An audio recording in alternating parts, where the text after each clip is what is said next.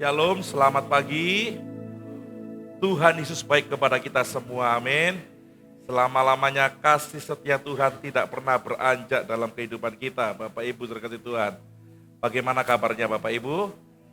Baik ya, luar biasa ya. Hari demi hari gereja di tempat ini terus bertumbuh, baik secara rohani maupun secara fisik, secara gedung, secara peralatan semua kita rawat supaya nama Tuhan makin dipermuliakan Bapak Ibu.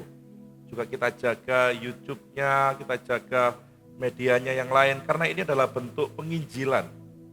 Kenapa saya concern? Karena ini salah satu bentuk penginjilan kepada orang luar di sana. Ya, nanti tahun depan saya akan kasih sebuah visi kepada Bapak Ibu, yaitu seperti visi kampus tapi berbeda. Kampus alma mater saya, satu orang dalam 1 tahun membawa 1 jiwa baru. Yang setuju katakan amin.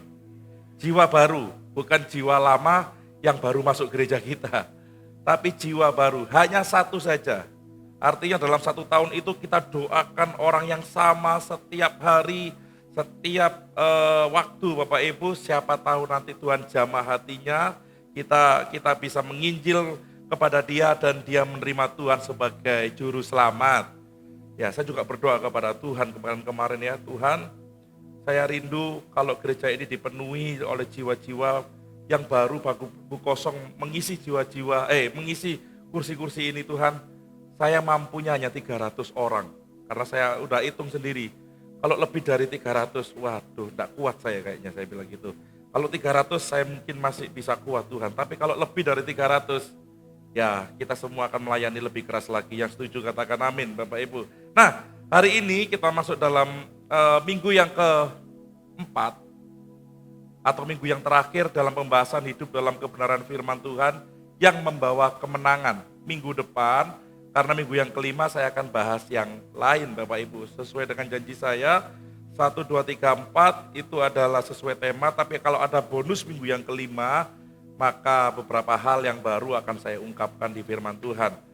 Sebelumnya kita akan baca sama-sama ayat utama kita hari ini di 1 Samuel 18 ayat 12 sampai 14. Boleh dibantu klik yang pertama. Kita baca sama-sama 2, 3. Saul menjadi takut kepada Daud karena Tuhan menyertai Daud. Sedang daripada Saul ia telah undur.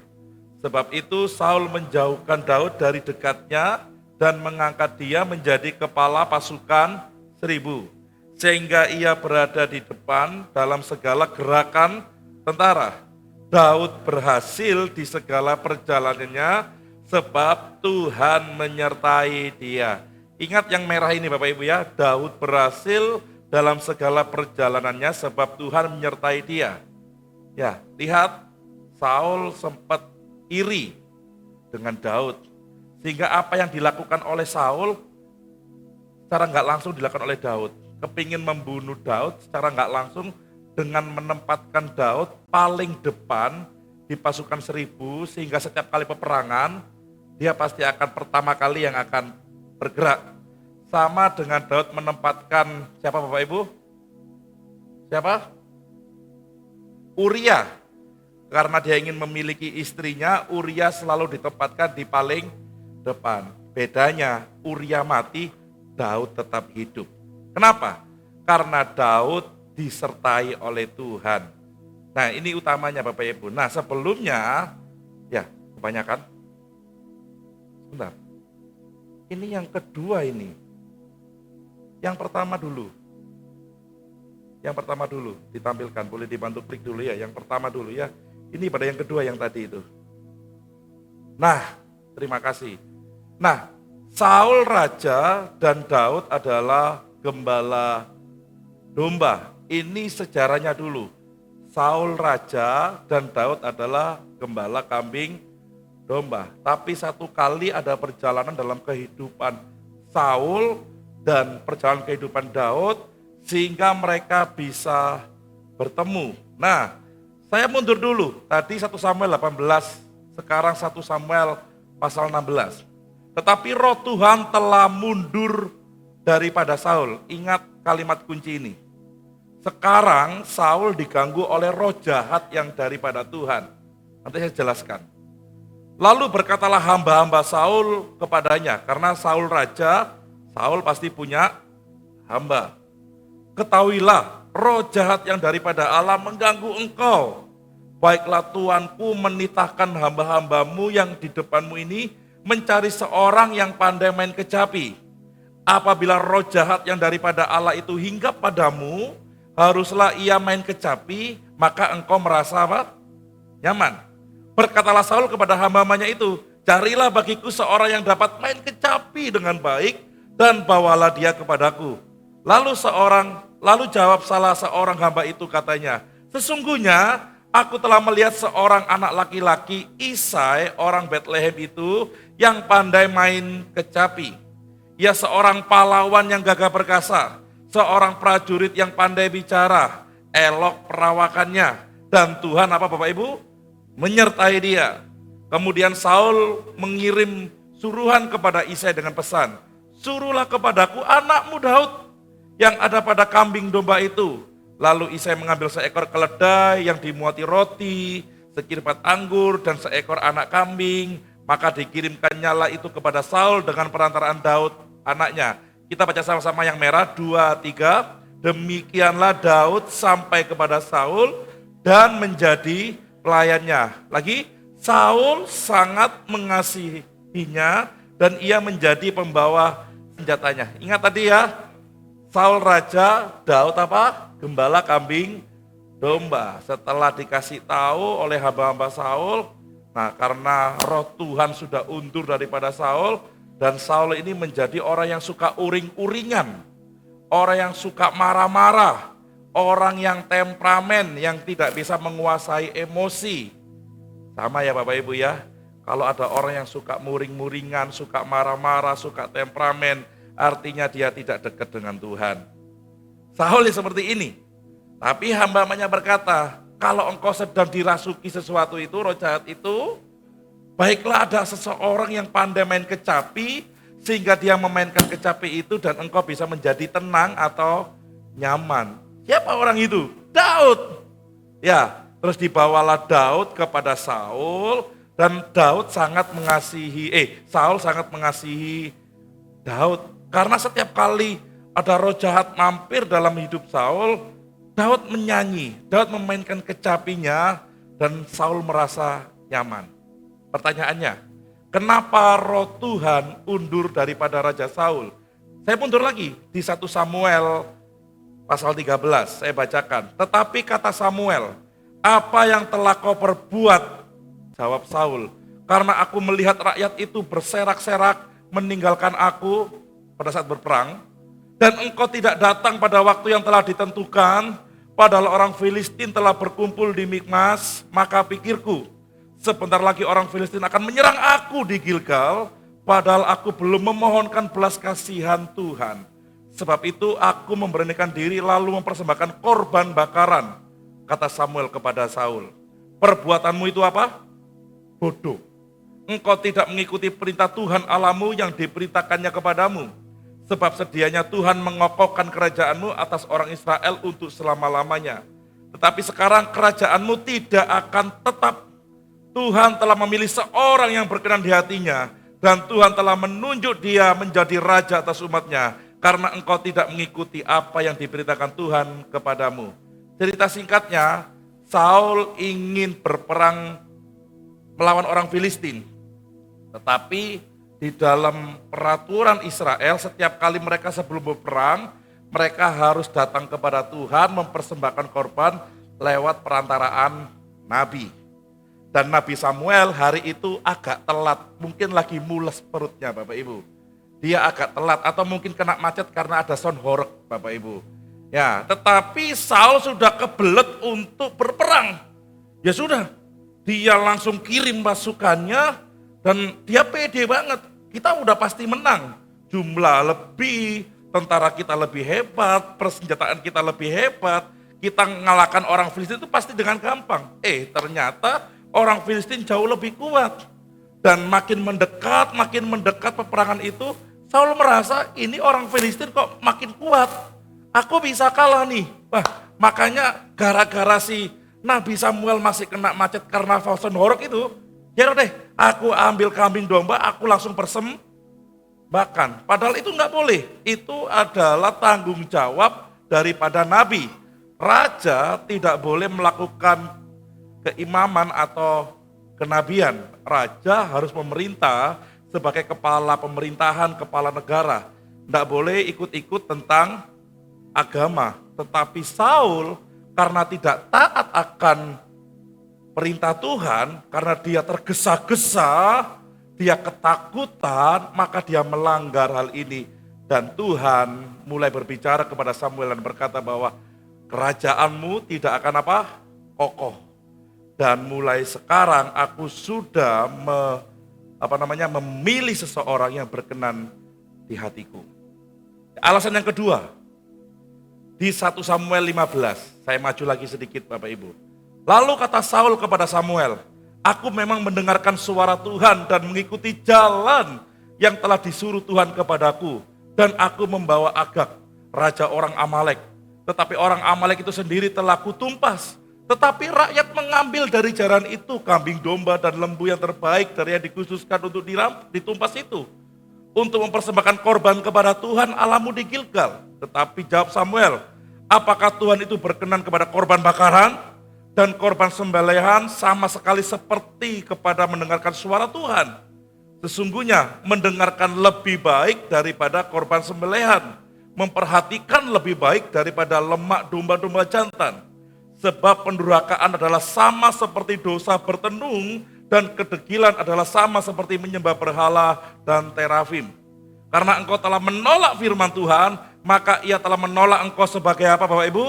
Raja. Berkatalah Saul kepada Samuel, aku telah berdosa, sebab telah kulangkahi perintah Tuhan dan perkataanmu. Tetapi aku takut kepada rakyat, karena itu aku mengabulkan permintaan mereka. Jadi Saul ini orang yang hampir kalau saya rasakan, hampir terbiasa untuk melanggar firman Tuhan. Bahkan dikatakan oleh Saul sendiri bahwa dia lebih takut kepada permintaan masyarakat, permintaan rakyat, permintaan orang yang demo, yang dipati di demo tapi gak mau mundur Bapak Ibu, hebat sekali. Gak niru Saul dia berarti Bapak Ibu.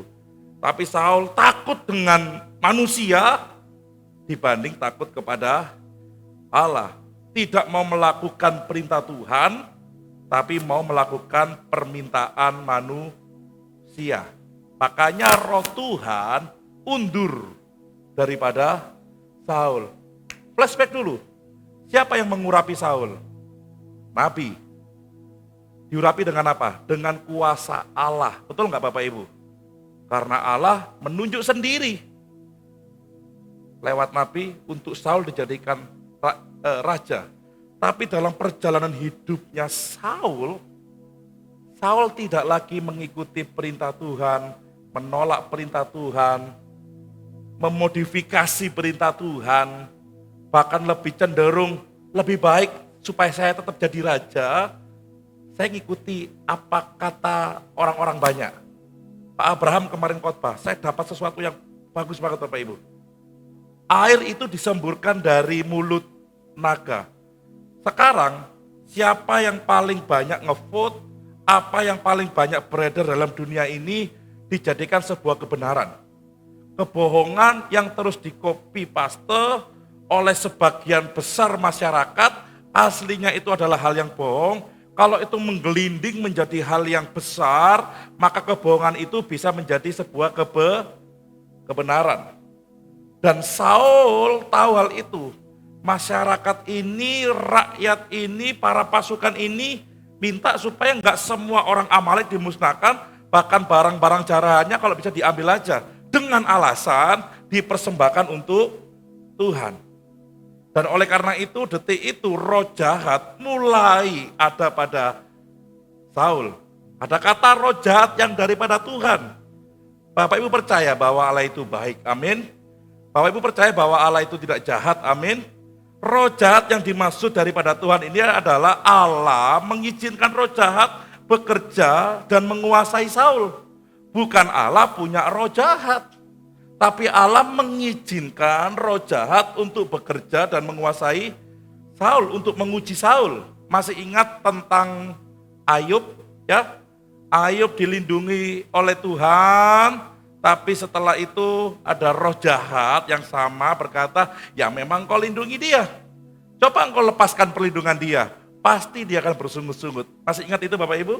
Nah, jadi saat roh jahat itu menguasai Saul, artinya Tuhan sudah tidak ada lagi pada hidup Saul. Dan membiarkan Saul dikuasai oleh roh jahat, dipengaruhi oleh roh jahat, dan itu bukan berasal daripada Tuhan, tetapi Tuhan mengizinkan. Hal yang sama terjadi pada Raja Ahab. Ya, saya melihat ini, 1 Raja-Raja, pasal 22 ayat 1 sampai 40. Ada Raja Israel, ada Raja Yehuda. Raja Israel bernama Raja Ahab, Raja Yehuda bernama Yosafat. Raja Israel ini memang dengar suara Tuhan dari Nabi. Ada satu bagian yang belum dikuasai oleh Israel. Dan itu milikmu. Ya, seperti Gaza sekarang itu masih milik Israel. Makanya kenapa Israel terus berperang? Karena itu sesuai dengan janji yang difirmankan Tuhan. Beberapa minggu kemarin ada seseorang yang WA saya, kenapa ya Om ya masih ada peperangan antara Israel dengan Palestina, terutama di Gaza. Bapak Ibu, wilayah Gaza itu adalah wilayahnya Israel, bahkan sampai Palestina. Karena itu sesuai dengan janji Tuhan di firman-Nya. Tapi karena dunia dan politik, maka Israel yang harusnya besar menjadi kecil. Dan dia merasa itu tempatku dulu. Dia berusaha untuk merebut sampai terjadi peperangan. Ini terjadi di Ahab. Ahab, masih banyak tuh tempat-tempat yang harus kau duduki. Wah, dengar suara Tuhan. Oke, kalau gitu, itu yang diduduki oleh Raja Aram harus kita rebut. Oke, kita rebut. Yosafat dengar. Oke, Yosafat, menurutmu bagaimana nih? Kita berperang untuk melawan Raja Aram karena itu bagian milik kita yang Tuhan janjikan. Yosafat bilang, oke deh, kalau gitu kita panggil para pendoa zaman sekarang. Kita panggil para nabi-nabi. Ya, namanya pemuka-pemuka agama dipanggil oleh raja. Dikasih makan enak, dikasih tidur di hotel, mungkin Bapak Ibu, dijemput onta, pokoknya diservis Bapak Ibu. Terus para nabi ini sekitar 400 atau 40 ya saya lupa angkanya, dipanggil oleh Raja Ahab, para nabi, kita mau berperang melawan Raja Aram karena itu adalah wilayah yang harus kita kuasai. Menurutmu bagaimana para nabi? Semua nabi itu berkata, Raja maju saja. Karena tanah itu sudah diberikan Tuhan kepadamu. Oh bagus. Nabi yang pertama, nabi yang kedua berkata yang sama. Sehingga sampai nabi terakhir berkata bahwa tanah itu memang harus dikuasai dan raja harus maju berperang. Tapi Yosafat gak enak. Tapi Raja Ahab gak enak. Kayaknya kok sepakat semua ya. Kok semuanya ngomong baik-baik saja ya. Saya butuh satu orang lagi yang ngomong. Oh ada raja. Namanya Nabi Mika, katanya Yosafat. Tapi Nabi Mika ini kalau ngomong sengak. Kalau ngomong gak tahu enak. Zaman sekarang, kalau khotbah gak tahu berkat. Gak tahu kesembuhan, gak tahu mujizat. Gak enak pokoknya Nabi Mika ini. Lek ngomong bos pokoknya gak enak Nabi. Raja, ya udah panggil saja Nabi Mika itu, kata Raja Ahab kepada Raja Yosafat. Dipanggilan Nabi Mika. Nabi Mika langsung ditanyai, Nabi Mika, kita mau berperang melawan Raja Aram, menguasai wilayah, bla bla bla bla. Menurutku bagaimana? Nabi Mika ngomong apa? Enggak. Tuhan belum berikan tanah itu kepadamu dan kamu tidak akan berhasil. Yosafat ngomong apa? Tuh kan, Nabi Mika itu kalau ngomong sengak, gak pernah bagus. Lek khotbah, gak tahu berkat, gak tahu mujizat. Gak punya perasaan Nabi Mika itu, gak punya empati bahasa sekarang Bapak Ibu. Tapi Nabi Mika memang menyuarakan apa yang Tuhan mau. Terus apa katanya? Dan Tuhan mengutus, membiarkan roh jahat untuk mempengaruhi Raja Ahab, supaya Raja Ahab tetap berperang melawan Raja Aram. Suara Tuhan yang benar dari Nabi Mika tidak dilakukan, tapi suara yang sumbang daripada roh jahat yang memasuki para nabi-nabi palsu, dan didengar juga oleh Raja Ahab, dia dengar. Akhirnya Raja Ahab benar-benar mau berperang melawan Raja Aram. Ngomong sama Yosafat, bro, kamu tetap pakai baju kebesaran raja, aku tak pakai baju prajurit. Apa wis talah, aku tak pura-pura bukan sebagai raja. Raja Aram tahu wajah Raja Ahab. Saat mereka berperang Bapak Ibu, pasukan Raja Aram ini benar-benar menembus pertahanan Raja Ahab. Pada saat ketemu dengan Raja Ahab, ternyata bukan Raja Ahab. Loh, ini Raja Israel tapi bukan Raja Ahab. Ya sudah deh, kalau gitu kita nggak jadi bunuh. Karena tugas mereka adalah membunuh Raja Ahab. Akhirnya salah satu pasukan dari Raja Aram menembakkan panah secara sembarangan. Ditembak, bum.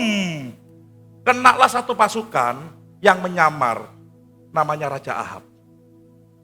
Masuk, bum, ke panah. Dan Raja Ahab mati. Raja Saul dan Raja Ahab, mereka berdua tidak taat, memberontak, tidak mau dengar suara kebenaran Allah, dan lebih mendengar suara diri sendiri atau ego. Beberapa waktu lalu saya memutuskan, saya ngomong sama istri, saya nggak mau punya jadwal lagi, saya nggak mau punya ambisi lagi ke depan. Orang telepon A, nawarin A, B, saya pokoknya ngikuti apa yang Tuhan mau. Saya mau jadi hamba Tuhan, gembala sidang, berusaha melakukan kebenaran di gereja ini.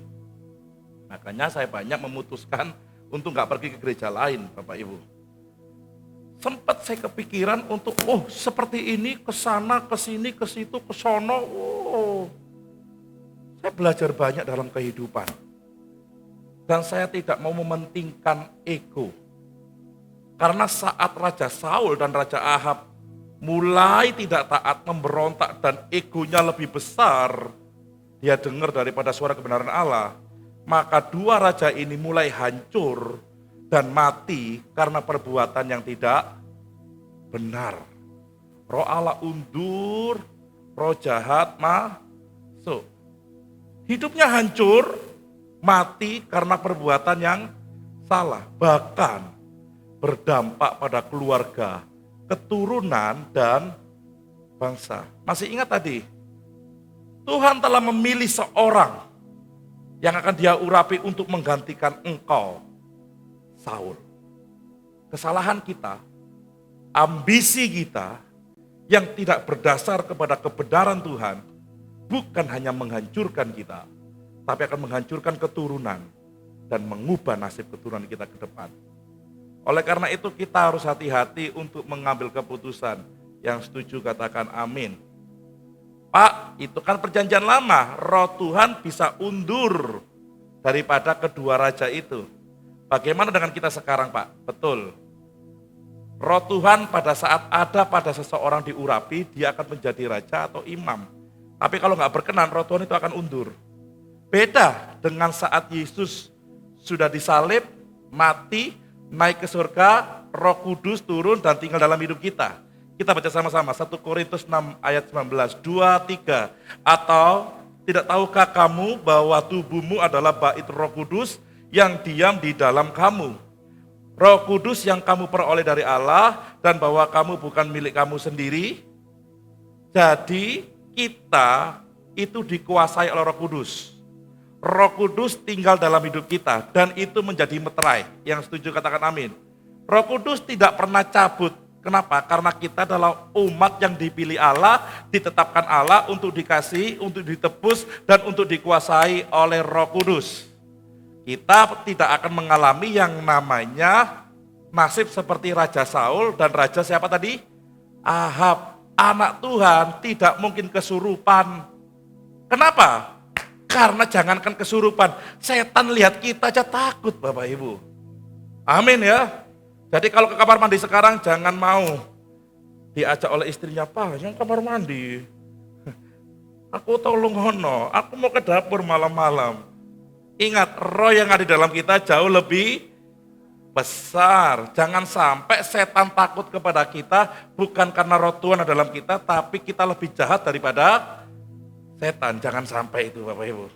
Tapi biarlah setan itu tetap takut sama kita karena ada Roh Kudus tinggal dalam kita. Amin. Makanya kalau Bapak Ibu berjalan di kuburan Klagen, Bapak Ibu nggak akan takut malam-malam. Kenapa? Karena rame di situ Bapak Ibu. Ada orang jaga Bapak Ibu. Bukan karena itu ya. Karena Roh Kudus tinggal dalam kita. Yang setuju katakan amin. Ada tapinya. Roh jahat bisa mempengaruhi kita. 2 Korintus 11 ayat yang ketiga. Tetapi aku takut, Rasul Paulus berkata kepada jemaat di Korintus, kalau pikiran kamu disesatkan dan kesetiaan kamu yang sejati kepada Kristus sama seperti Hawa diperdayakan oleh ular itu dengan apa? Kelicikannya. Nah, roh jahat yang ada pada Saul dan Ahab tidak bisa masuk pada kita, tetapi roh jahat yang sama bisa mempengaruhi kita. Sama-sama katakan bisa mempengaruhi kita. Sangat teramat bisa. Kalau kita tidak meletakkan hidup kita, kehendak kita kepada Tuhan saja. Roh Kudus tidak akan keluar dari hidup kita. Amin. Tetapi kalau kita tidak pernah komunikasi, berhubungan intim dengan Tuhan, dengan Roh Kudus, maka roh jahat memang tidak bisa mendekati kita atau bahkan masuk pada kita, tetapi roh jahat itu akan bisa mempengaruhi pikiran kita, sehingga kita bisa berkata, berpikir, berbuat hal yang tidak baik sehingga menyebabkan kita celaka. Ini bedanya Bapak Ibu. Kenapa seharusnya kita disebut lebih daripada pemenang? Karena kita percaya kepada kematian Kristus dan kemenangan Kristus. Namun kalau kita tidak menaruh hidup kita di bawah pimpinan Tuhan, maka lebih daripada pemenang itu hanya sebagai slogan, sebagai hanya semboyan. Roh Kudus tetap tinggal, tapi pikiran kita tidak karu-karuan. Omongannya masih tidak karu-karuan, penglihatannya masih tidak karu-karuan, perbuatannya nggak karu-karuan, perasaannya juga tidak karu-karuan, karena dipengaruhi oleh roh jahat. Kenapa? Karena kita tidak memelihara hubungan dengan Tuhan. Kita tidak membaca firman Tuhan. Kita hanya beriman, aku sudah Kristen, aku sudah dibaptis, aku sudah menjadi pelayan Tuhan, keluargaku aman, usahaku aman, ini tanda aku diberkati Tuhan. Ini tanda bahwa aku dekat dengan Tuhan. Belum tentu, bos. Kalau Anda tidak menjaga hubungan dengan Tuhan, maka roh jahat sangat bisa mempengaruhi pikiran kita dan kita bisa mengambil keputusan yang tidak benar. Bapak Ibu masih ingat tadi ya, dikatakan seperti ini. Saul menjadi apa? Takut kepada Tuhan. Karena apa? Karena Tuhan menyertai Daud. Sedangkan daripada Saul, roh Tuhan telah undur. Oh demi Pak Riko, lek ngomong buanter. Bukan itu maksudnya Bapak Ibu. Saul itu raja. Dia bisa bunuh Daud kapanpun. Betul apa salah kira-kira? Dia bisa cekek Daud kapanpun. Tapi ketakutan Saul bukan karena Daud hebat, bukan karena Daud ikut gym, tapi karena ada roh Tuhan menyertai Daud. Dan Saul tahu roh Tuhan sudah tidak ada pada dirinya karena dia tidak terus berkomunikasi dan taat kepada Tuhan. Ini menjadi pelajaran bagi kita semua Bapak Ibu. Dan lihat ini, Daud menjadi seorang yang luar biasa.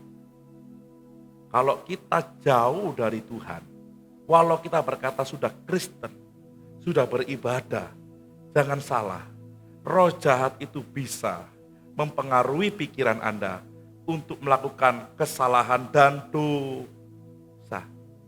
Bagaimana seseorang bisa menjaga kelakuannya bersih? Hanya dengan firman Tuhan. Balik lagi. Apabila roh jahat itu hingga padamu raja, haruslah seorang itu yang bernama Daud main kecapi supaya engkau merasa Bapak Ibu nyaman. Daud pandai main kecapi. Artinya apa? Kecapi itu alat musik yang digunakan untuk memuji dan menyembah Tuhan. Pada saat itu alat musik yang bernama kecapi itu dikhususkan untuk memuji dan menyembah Tuhan. Bahasa sekarang itu gitar. Itu kan alat petik ya. Kecapi itu petik Bapak Ibu kayak gitar. Tapi zaman sekarang gitar itu bisa dipakai untuk apapun. Betul ya? Untuk ngamen bisa, untuk gamblang orang juga bisa, betul ya? Untuk recording sound horeg juga bisa, bolak-balik sound horeg Bapak Ibu, karena Sabtu depan kita ditutup ya. Main kecapi. Jadi indikasinya saat anak buah Saul tahu ada seseorang yang pinter main kecapi, artinya itu anak bukan hanya bakat main musik, tetapi seseorang itu pasti memiliki hubungan yang erat dengan Tuhan. Makanya hamba-hamba daripada Saul ini dituntun oleh Tuhan untuk menemukan seorang yang bernama Daud. Yang pinter main kecapi. Ada begitu banyak orang pinter main musik, tetapi tidak digunakan untuk memuji dan memuliakan Tuhan. Betul Bapak Ibu? Apalagi tentang royalti sekarang. Waduh, tambah gak karu-karuan ya. Ada begitu banyak pemain musik gereja yang tidak melibatkan hidup dan rohnya untuk memuji dan menyembah Tuhan. Karena tampil, karena tugas, karena gak ada yang main musik, terpaksa melayani. Coba para pemain musik, coba kita semua melihat ini. Daud bukan hanya pinter main kecapi, bukan hanya bakat main kecapi, tetapi dalam permainannya dia menyembah, dia memuji Tuhan. Ini perbedaannya. Hiduplah sebagai seorang pemuji dan penyembah Tuhan. Ini poin yang pertama. Baru 30 menit Bapak Ibu. Ini baru poin pertama. Yaitu hidup sebagai seorang penyembah dan pemuji Tuhan. Bedanya, Raja Saul bukan pemuji dan penyembah Tuhan, tetapi Daud seorang pemazmur. Ibu Viko tadi, bukan ibunya Viko ya, Bu Viko tadi, Bu Asa tadi bilang, mari kita memazmurkan Tuhan. Dia Allah yang baik, dia Allah sumber sukacita, dia Allah yang sangat patut disembah. Betul Bapak Ibu? Raja Saul bukan pemuji dan penyembah Tuhan. Bahkan Raja Saul tidak pernah bangun mezbah. Kalau Bapak Ibu buka kitab, tidak pernah dia bangun mezbah. Dia bangun kerajaan. Dia bangun image. Aku Raja Israel. Aku harus lebih hebat. Aku harus lebih kuat. Aku harus memenangkan banyak peperangan. Daud beda. Dia bangun mezbah. Dia bangun pujian penyembahan. Karena itu adalah bagian dari hidupnya. Amin. Yang kita bangun selama ini apa? Anda bangun apa? Padahal Saul pertama kali dilantik, anointing Tuhan masuk ke dia, pengurapan Tuhan masuk ke dia. Tapi karena dia nggak suka memuji menyembah dan dia egosentrisnya kuat, aku gak bangun mezbah tapi aku bangun kerajaanku sendiri, aku bangun brandingku sendiri, kejatuhan mulai muncul. Raja Saul fokus pada diri sendiri. Tetapi Daud hanya fokus dengan Tuhan. Ya Bapak Ibu. Wong dia nunggu kambing domba, ambek main gitar. Bukan nyanyi lagunya Dewa 19. Tapi dia bermazmur memuji Tuhan. Dia seorang yang peduli hubungannya dengan Tuhan. Menangkap sesuatu dari poin ini Bapak Ibu. Makanya kenapa Tuhan selalu menyertai dia dan membuat kehidupan Daud berhasil. Poin yang kedua, dikatakan, Daud itu tuh anak Isai, orang Bethlehem itu, seorang pahlawan yang gagah perkasa, seorang prajurit. Saya tulis ini supaya Bapak Ibu sama-sama membaca ya. Saat itu Daud belum bertemu Goliat, jauh. Daud belum pernah berperang secara resmi. Dia bukan angkatan senjata. Dia bukan TNI atau Polri zaman sekarang Bapak Ibu. Namun Daud sudah dikenal sebagai pahlawan yang gagah perkasa, seorang prajurit karena ada kemungkinan cerita tentang penggembalaan Daud yang menjaga domba saat melawan singa dan beruang sudah tersebar di negeri itu. Daud tidak bangun image, yuk direkam ya, aku mau ngelawan singa, tak sobek-sobek. Tolong direkam, sudah siap kameranya. Orang politik sekarang kan gitu, ya nyemplung got, belusuan supaya dipilih menjadi wakil rakyat. Akhirnya benar terpilih jadi wakil rakyat, tapi juga menyengsarakan, ngemplang pajak. Ya itu curhatan saya Bapak Ibu. Sampai mana tadi? Daud tidak bangun image, tidak bangun kehidupannya supaya dikenal orang. Tapi karena hanya menjaga 3 ekor domba, 3-4 ekor domba, dia korbankan dirinya. Kamu singa, kamu beruang, lebih besar badannya daripada aku. Tapi kamu mencoba untuk memakan salah satu atau 3 dari 3-4 kawananku, tak sobek-sobek mulutmu. Dan tanggung jawab daripada Daud ini luar biasa. Saul dengar kan, kalau dia pahlawan yang gagah perkasa, 1 Samuel 16:21 dikatakan, demikianlah Daud sampai kepada Saul dan menjadi apa Bapak Ibu? Pelayannya. Saul sangat mengasihinya dan ia menjadi pembawa senjatanya. Membawa senjata Bapak Ibu. Bukan hanya membawa senjata biasa, tetapi Daud juga dikenal sebagai seorang yang tangguh, seseorang yang lebih besar daripada dirinya, dia lawan dan dia musnahkan. Bahkan itu juga berupa hewan, beruang dan apa tadi? Singa. Poin yang kedua, kita kalau mau jadi lebih daripada pemenang, hidup dalam kebenaran Tuhan, dan juga menjadi seorang yang bertanggung jawab. Daud bukan hanya menjadi seorang pemusik yang bisa membawa hadirat Tuhan turun di tengah-tengah permainan kecapinya. Pada saat Saul membabi buta marah-marah, emosi gak karu-karuan, Daud hanya nyanyi. Kelinting, permain kecapinya. Karena hadirat Tuhan turun, Saul mulai nyaman. Aduh. Roh jahat itu tidak tahan dengan hadirat Tuhan. Amin. Nggak usah ngikut KKR, touch, keluar. Cukup nyanyi saja. Engkau hadir di sini, engkau ada di sini. Roh jahat yang mau mendekati kita tidak akan pernah tahan. Bukan hanya itu, tapi Daud memiliki karakter yang bisa dipercaya. Sama-sama katakan karakter yang bisa dipercaya. Sehingga dia diberi tugas untuk lebih dekat dengan raja. Menjadi orang kepercayaan raja. Daud bukan hanya membawa senjatanya raja. Bukan hanya raja kemana bawa senjata. Ini raja senjatamu, bukan. Tetapi dia dipilih oleh Saul karena kegigihan dan ketangguhannya menjadi pelindung raja. Kalau zaman sekarang presiden itu punya yang namanya pampers. Pampers sampai Bapak Ibu. Kalau punya apa itu? Depni kemarin, pampersku penuh ya. Daud bukannya seorang yang membawa senjata, tetapi dia adalah orang yang siap. Raja kemana? Enggak boleh ada yang ngudik raja. Ada orang yang mau mengeluarkan belati langsung tusuk kecepatannya Daud. Hebat sekali nih orang. Lihat, sudah pintar main musik, dia dekat dengan Tuhan, tapi dalam pekerjaannya ahlinya luar biasa. Kita juga bisa seperti itu. Yang setuju katakan amin. Pak, aku mek kerja tok, Pak. Pak, aku mek melayani tok, Pak. Contoh Daud. Daud melayani, Daud bekerja, semuanya excellent. Kono sing amin, mek titik sing amin. Amin. Baik melayani, aku mau sungguh-sungguh, mau yang terbaik, tapi aku mau connect dengan Tuhan, terhubung dengan Tuhan. Tapi saat aku bekerja, aku mau maksimal, aku menjadi orang yang profesional, karena Tuhan dipermuliakan atas pekerjaanku. Amin Bapak Ibu. Ojo alasan.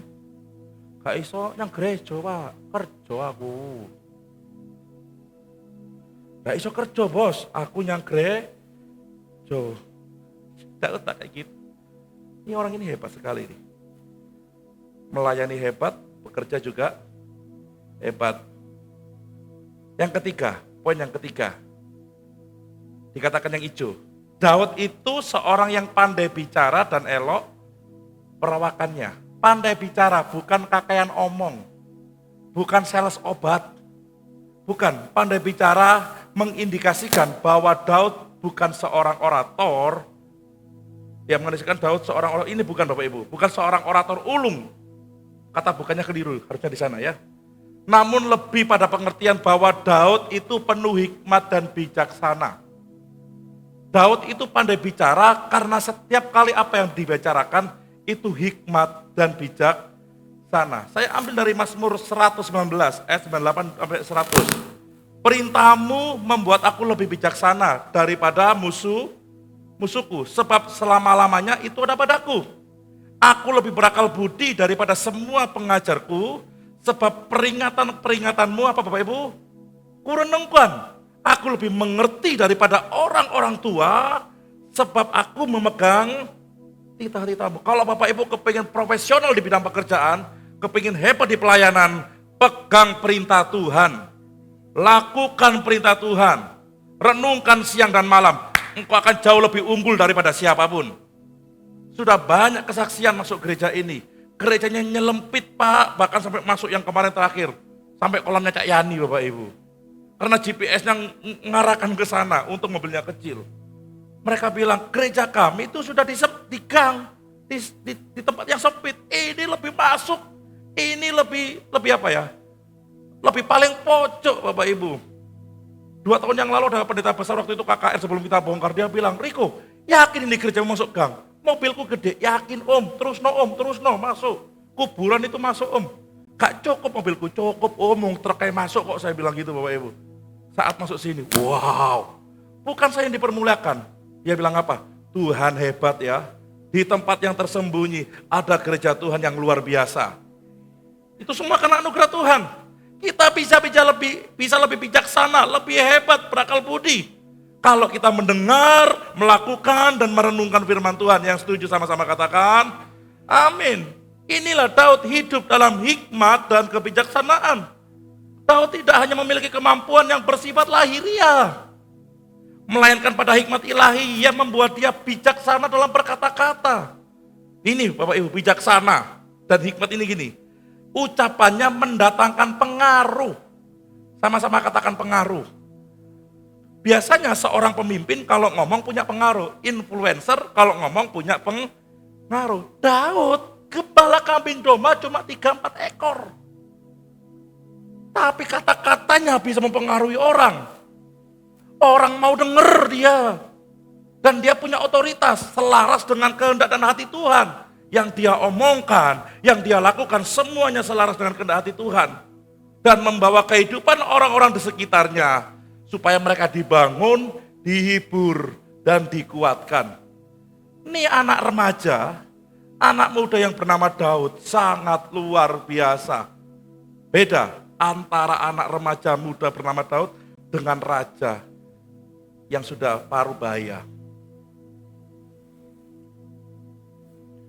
Bapak Ibu kepingin menjadi orang yang berhasil, kepingin menjadi orang yang berkemenangan, dekat dengan Tuhan. Amin. Hebat di pelayanan, hebat di keluarga, hebat di pekerjaan. Semua bisa kita lakukan, pemain musik bisa masuk. Poin yang pertama tadi apa? Hidup sebagai pemuji dan penyembah Tuhan. Sama-sama kita katakan ya, 2, 3. Hidup sebagai pemuji dan penyembah Tuhan. Kalau Bapak Ibu dan saya hidup sebagai seorang yang suka memuji dan menyembah Tuhan, maka hidup kita akan disertai Tuhan. Apapun yang kau lakukan akan dibuat apa? Berhasil. Bukan karena engkau pintar saja, tapi karena penyertaan Tuhan ada padamu. Kenapa penyertaan Tuhan ada padamu? 1, karena janjinya. Yang kedua, kita membawa kemana-mana hadirat Tuhan ini. Bahkan sampai ke tempat kerja. Loh, Daud nyanyi, Daud main musik itu di mana? Di mana Bapak Ibu?